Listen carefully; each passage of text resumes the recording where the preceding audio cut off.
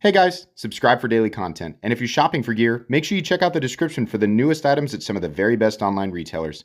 There's also links for some of the items that I personally recommend. Thanks! What's going on YouTube? Metal Complex here, and today I've got another short little unboxing to share with you guys. No idea what's in here, we're going to find out together. Thanks so much to my generous patrons who are supporting me, link down below. Please make sure to follow me on Instagram at metal_complex. Alright, you know what?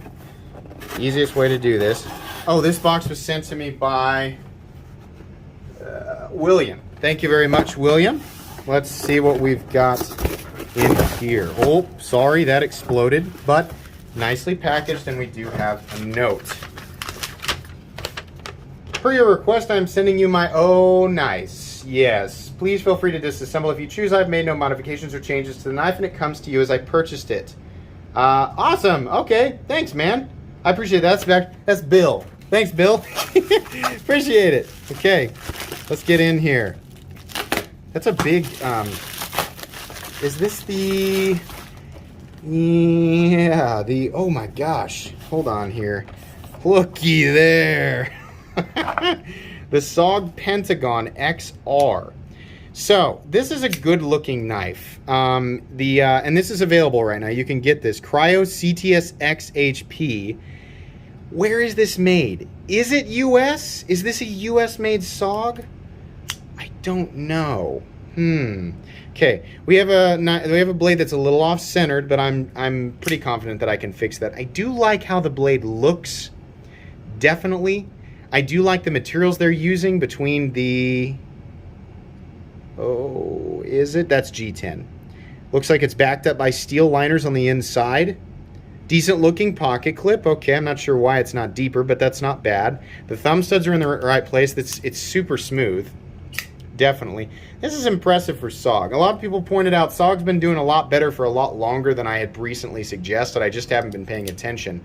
But yeah, that's pretty cool. I'll let you guys look at that again. This is just an unboxing and first impressions. I've never handled this knife, so I'm not going to review it in this video, but I will be doing a video up the next... 3 to 4 weeks. It has a flipper too. I didn't even notice that until just now. Flipper, reverse flick, thumb stud opener. It's solid. Just needs a little, possibly a little bit of adjustment to the pivot to get it to center up.